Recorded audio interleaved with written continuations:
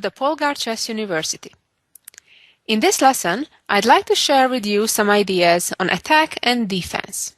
The first game we'll examine is a game by the legendary Bobby Fischer, where he had the white pieces, and I have to add, he was only 14 years old when he played this game. His opponent was Cardoso, and it's black's turn, obviously. White is threatening to checkmate right away. Black is in a very challenging position and has to play extremely accurately to save the game. As usual, I suggest you try to figure it out for yourself. What would you do if you're playing the black pieces? Try your best to find the saving moves. Let me first show you how the game concluded. Black made a mistake and did not find the correct defense. He gave a natural check with the queen on c5 that certainly looks nice because it creates a discovered attack at the same time over the rook on f3. Now white also has to be careful how to continue and to take advantage of black's error. Of course, moving the king out of the check would not be a good idea, because then black would have the opportunity to either capture the rook right away or later, as the rook is already pinned if the white king right now moves to either h1 or g2. On the other hand, one of the two rook moves, blocking the check on f2, does guarantee the win for white. The inferior move that does not win is to retreat the rook from f3 to f2.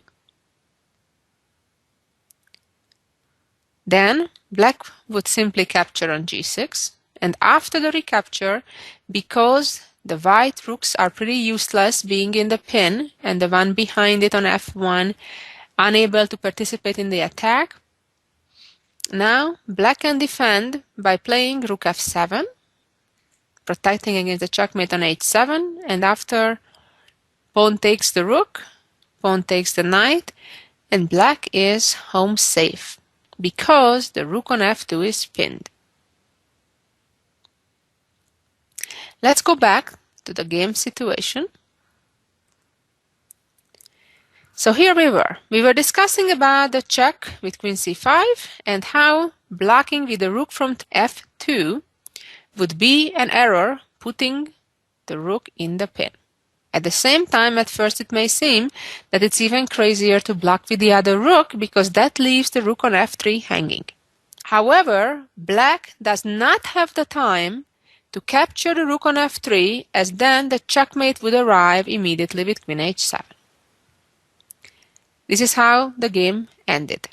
F takes g6, f takes g6, and now black played queen g5 check to get rid of the white queen that's about to checkmate. But then the problem is that after the exchange of the queens, all of a sudden the rook on f8 was hanging, and after the rooks got exchanged, king g7, pawn took on h7, and either the white pawn promotes, or, for example, after king h7, rook f7, and the bishop falls on b7, would leave white a decisive material advantage.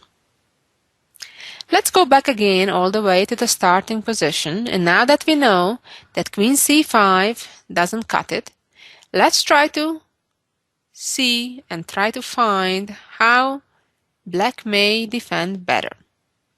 Where black doesn't have many choices.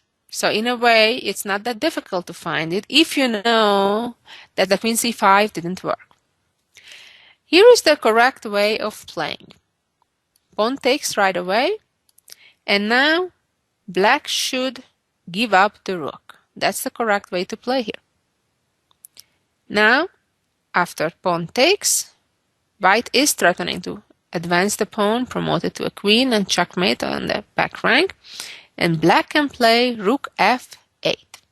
Well, what's the story right now? The white knight on c3 is hanging, And also, black is threatening to give a check with the queen and then capture the rook on f3. At the same time, white still has a very scary looking pawn on f7 that potentially can cause a lot of danger for black.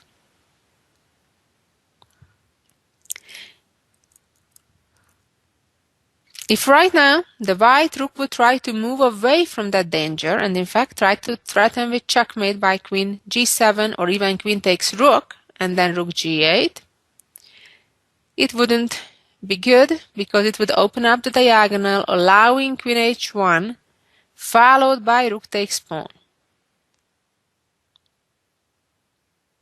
Let's go back again.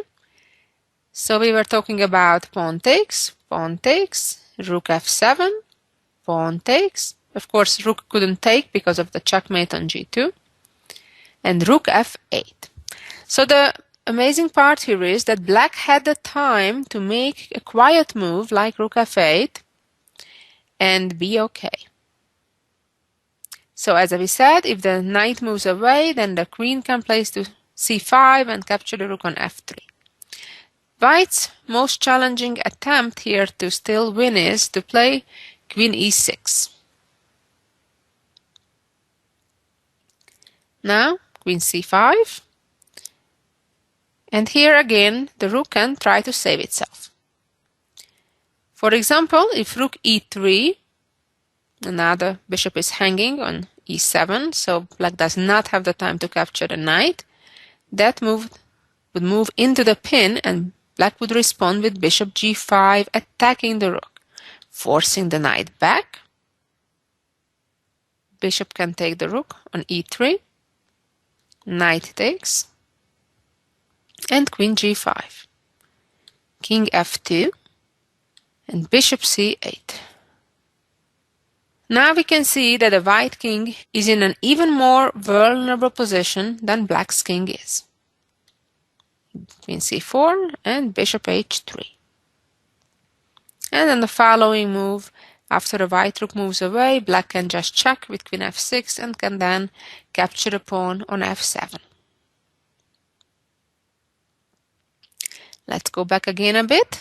After queen c5, white's better move is again to block with the rook from the first rank and sacrificing the f3 rook.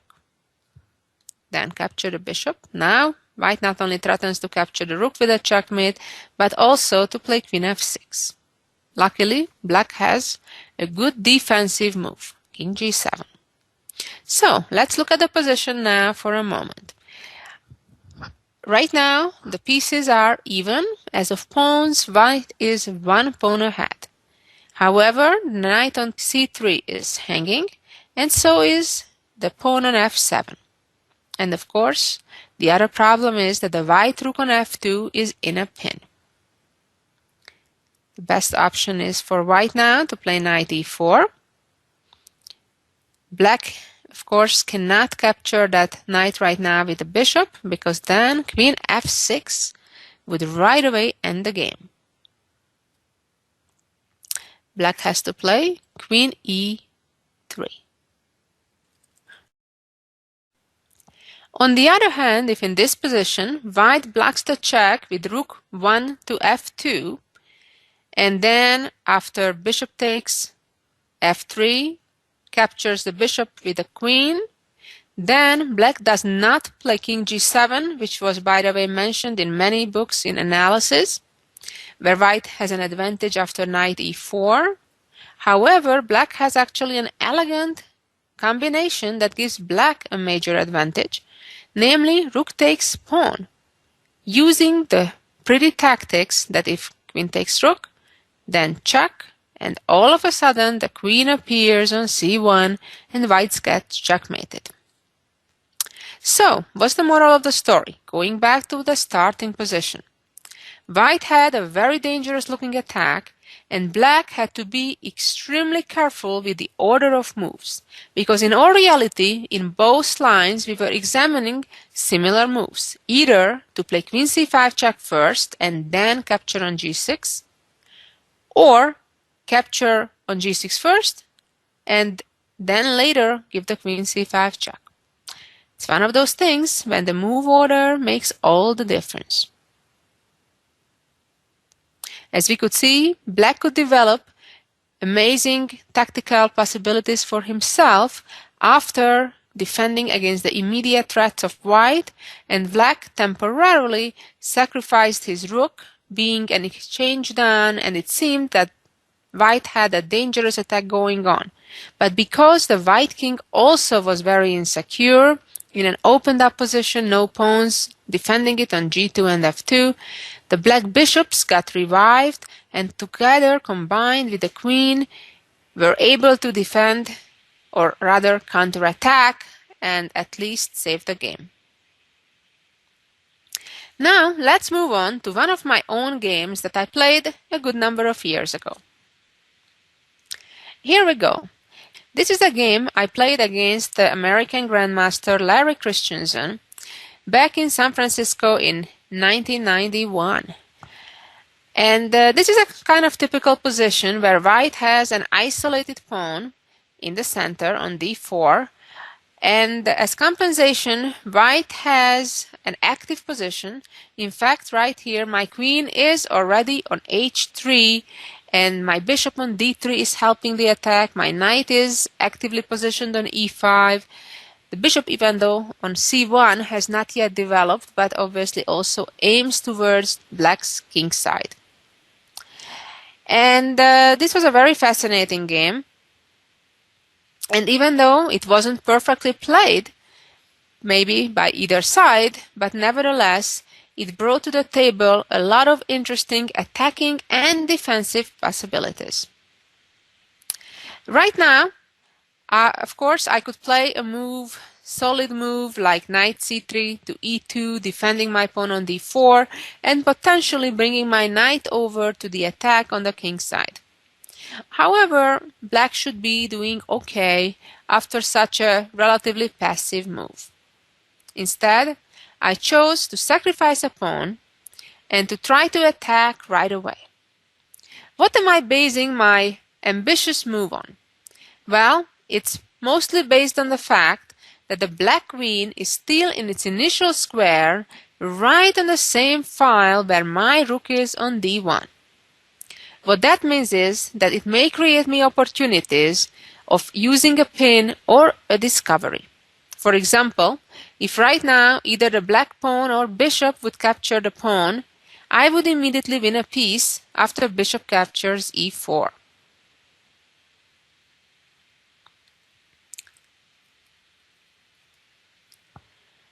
Of course, this move came as no surprise to my experienced opponent, as he planned to trade knights first and only then capture the pawn. With this pawn sacrifice, I forced the exchange between the knights, what means that the white bishop's diagonal from d3 to h7 has been opened up, and in addition, I lured my opponent's bishop to d5, which potentially can, as I said, either be suffering in a pin or if it moves away, allowing a discovery. This is the first critical position here that white needs to make a serious decision. There are two options. One, the way I played, which was moving my bishop from c1 to g5, which has the threat of trading on f6 and then checkmating on h7. Certainly an ambitious move. Or another one, which is also an ambitious move, to play c4. Let's look first at what did not happen in the game. c4. Now, the idea of the move is clear, attacking the bishop. If the bishop moves away, bishop takes pawn on h7 and winning the black queen. Black's only move is, and again, try to look at it from black's perspective just as much as white, looking for the good defensive moves, because white is not winning in this position. It's just a very challenging and very complex, complicated middle game where both sides need to play very accurately not to lose. The only move for black here is to play bishop to e4. This prevents the discovery with bishop takes h7, and white is even unable to capture the black bishop right now, because then black would checkmate by queen takes rook. Now what should white do? Or is white's attack over? Well, white has a kind of very interesting move here that kind of puts more pieces into the attack and into attack of the opponent. Bishop a3, look at that move, moving the bishop to an unprotected square. Well, the idea is that if indeed black would capture, then already the two white rooks are connected, and therefore white is safe to capture black's other bishop. Now look what happened now. All of a sudden, there is a discovered attack on the black queen, as well as on the black rook in the corner, and another discovery, 3 discoveries at once, also on the bishop on a3. Wow, quite amazing, isn't it? Therefore, capturing the bishop on a3 is not a good idea. Again, you need to look for a good move for black. Let's try queen c7, that's black's best response. Now, in this position, black is still a pawn up. The white knight on e5 is under attack, and so is the bishop on a3.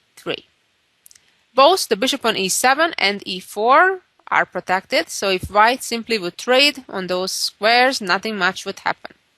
Amazingly, white has another impressive move to keep the pressure on black. Again, before you go further, try to pause and figure out that impressive move.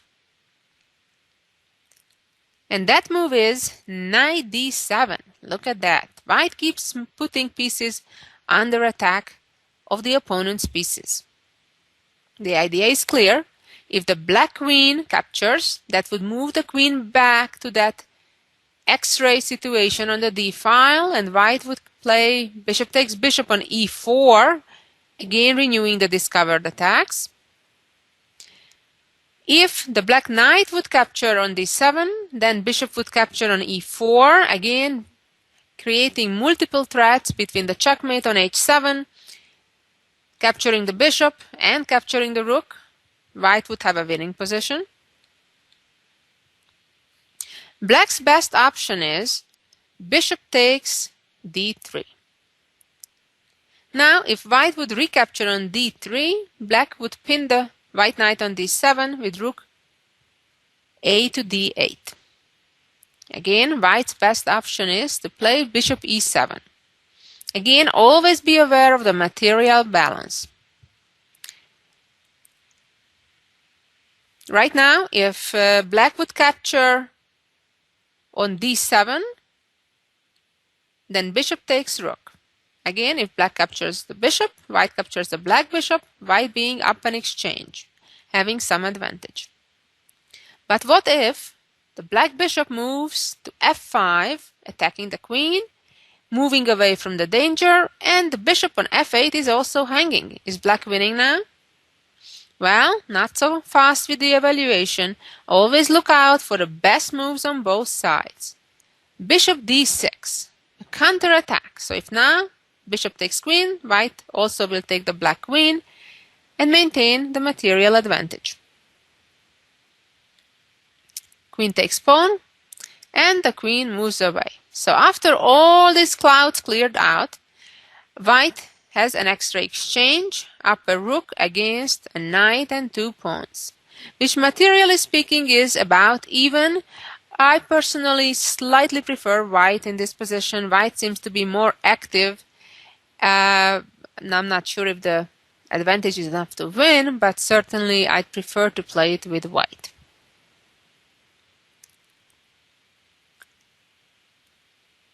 Let's go back a couple of moves. After bishop a3, which was the first impressive move, and queen c7, the second impressive move was knight d7. And now, after bishop takes d3, bishop e7. So this was the moment when knight d7 would have allowed white to maintain some advantage. Black is better off to immediately play bishop f5 before capturing the knight on d7. And now the best white can do is trade on f6, Luckily for black, white is unable to put his queen anywhere on the g file without being captured. And also the bishop is hanging, therefore white's hands are tied. White better comes and protects that bishop, plays queen a3. Now the rook is hanging, rook needs to move away someplace. Bishop f6 and queen c4. Again, things have cleared out somewhat. Most pieces have been traded off. As a result of all of that, black now is a pawn up. However, white has at least good compensation because the black king is a lot more vulnerable than white's. White can continue by playing rook d7 and maintain compensation. So what's the moral of the whole story? Going back all the way, after d5, knight trades, pawn trades, bishop d5. So this was the crossroad where I could have played c4 and it may have been a slightly better move. But nevertheless, as you'll find out, the move I chose was quite interesting as well. I continued by playing bishop to g5. As I said, the threat is to capture the knight on f6 and then to checkmate. Now black has two choices, either to push the h-pawn up or the g-pawn up. After h6, white's attack prevails after sacrificing on h6. This is a very typical sacrifice and very often is extremely dangerous, especially in situations when black is unable to very quickly swing over some pieces from the other side of the board. Capture, capture, and typically the plan is to simply get a rook to the third rank and checkmate. For example, after queen c8, the ideal move right now is to first play c4, move the pawn out of danger's way, and when the bishop retreats, give a check, king h8, and then play rook to e1 followed by rook e3. My opponent obviously foresaw a line like this and therefore played the better g6 move. Now if black could, he would like to move his knight away from f6 and try to trade off some pieces. Therefore, I continued with a preventive move playing queen h4. So now the black knight is stuck to where it is. And also I'm threatening to play c4 on the following move.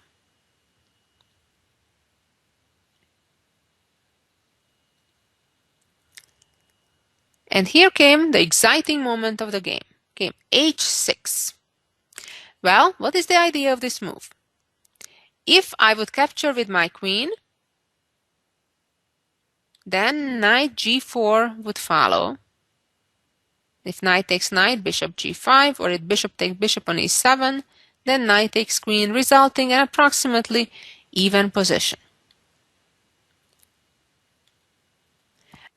If right now bishop takes h6, then black's plan was to play knight d7. And again, black is okay.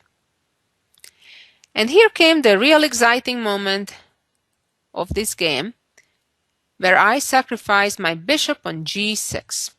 I have to say that this game caused a lot of commotion and a lot of excitement, and a lot of people were very impressed.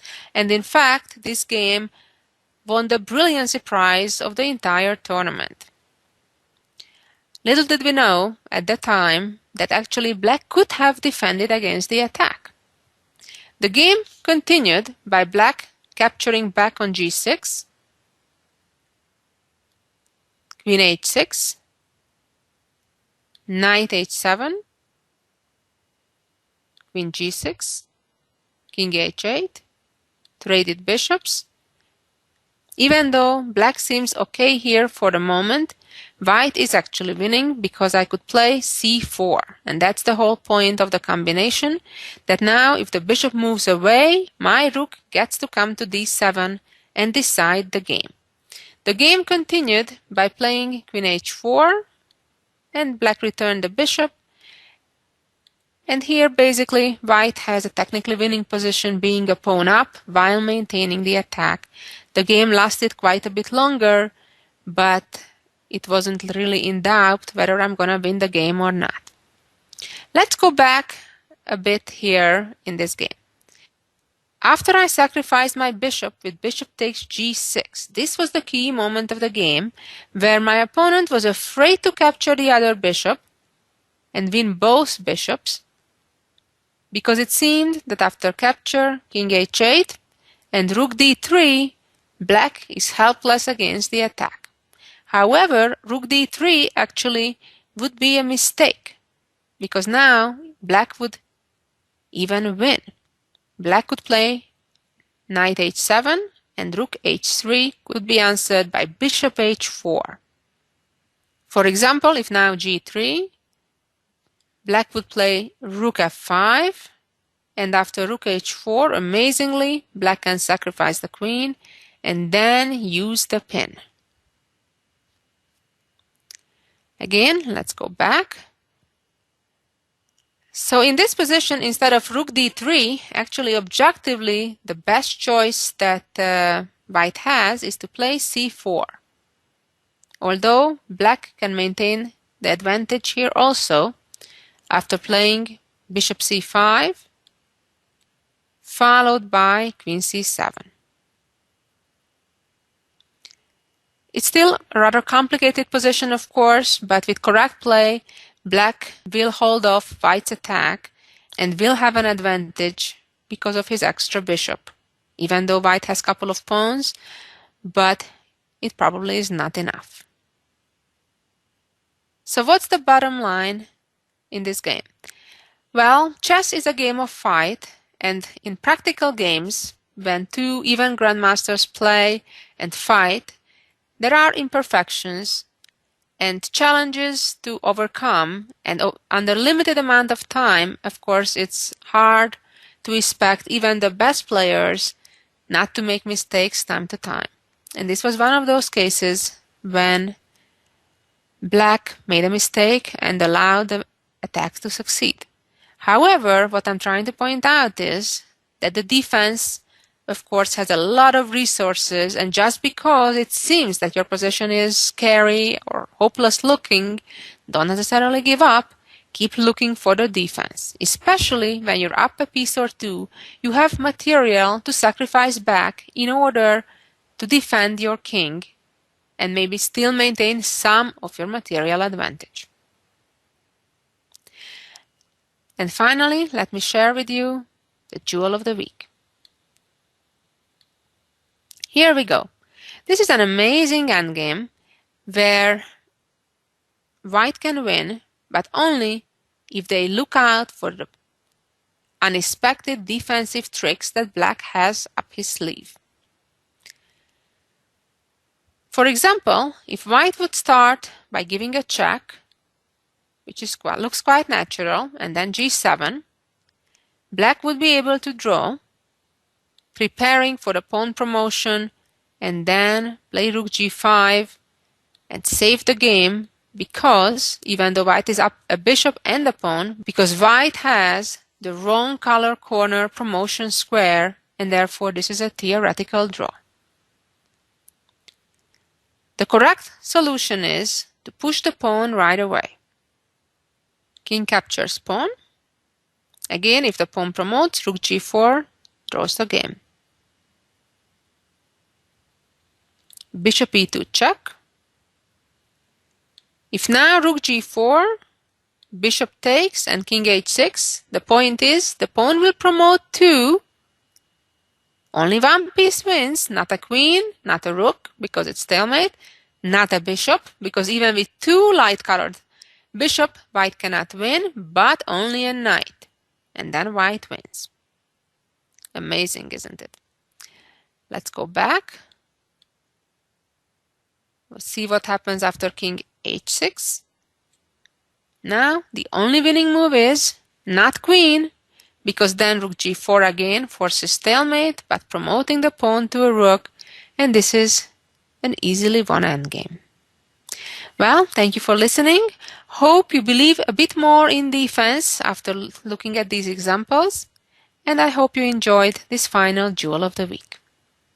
So long, until next time.